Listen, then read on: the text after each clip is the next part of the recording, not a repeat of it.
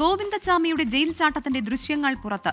മുറിച്ചുമാറ്റിയ സെല്ലിലെ ഇരുമ്പഴികൾക്കിടയിലൂടെ ഗോവിന്ദച്ചാമി ഇഴഞ്ഞിഴഞ്ഞാണ് പുറത്തേക്ക് ഇറങ്ങുന്നത്. പിന്നീട് 3 തവണ തിരിച്ചുവന്ന സാധനങ്ങൾ എടുക്കുന്നതും ദൃശ്യങ്ങളിൽ വ്യക്തമാണ്. പുലർച്ചെ 1:15 സെല്ലിൽ നിന്ന് ഗോവിന്ദച്ചാമി പുറത്തു കടന്നത്. വിവരങ്ങളുമായി അരുൺ പൂപ്പറമ്പ കണ്ണൂരിൽ നിന്ന് ചേരുകയാണ്. അരുൺ, ഈ ദൃശ്യങ്ങൾ തന്നെ എല്ലാം പറയുന്നുണ്ട്.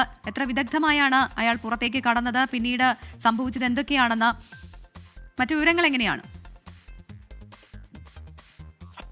വീഴ്ചയുടെ ഒരു നേർചിത്രമാണ്, അതിന്റെ ദൃശ്യങ്ങളാണ് ഇപ്പോൾ പുറത്തു വന്നിട്ടുള്ളത്.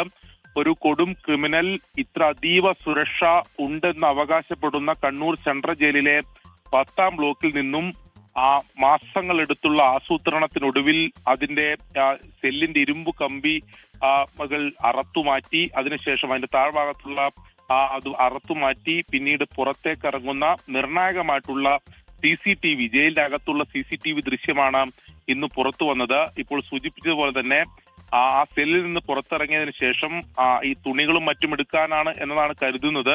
വീണ്ടും 3 തവണയായി വന്ന് തിരിച്ചു പോകുന്ന അതിൽ ദൃശ്യങ്ങളിൽ അത് വ്യക്തമായി കാണാം. പിന്നീട് ആ ജയിൽ കോമ്പൗണ്ടിലേക്ക് കടക്കുന്നു.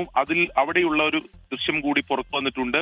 ജയിൽ പരിസരത്ത് ഏകദേശം 3 മണിക്കൂറിലേറെ ചെലവഴിക്കുന്നു. അങ്ങനെ മതിൽ ചാടുന്നതിന് വേണ്ടിയിട്ടുള്ള എല്ലാ ക്രമീകരണങ്ങളും അവിടെ എടുക്കുന്നു.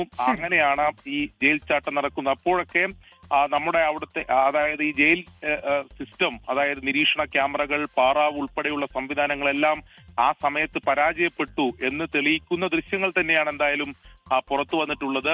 അവിടെ എല്ലാ മേഖലയിലും എല്ലാ പരിസരത്തും CCTV നിരീക്ഷണമുള്ളതാണ്. ഓരോ സെല്ലുകളിലും CCTV നിരീക്ഷണമുള്ളതാണ്. ഓരോ 2 മണിക്കൂർ ഇടവിട്ട് പാറാവുകാർ, അതായത് ജയിലർമാർ അവിടെ എത്തി പരിശോധന നടത്തേണ്ടതാണ്.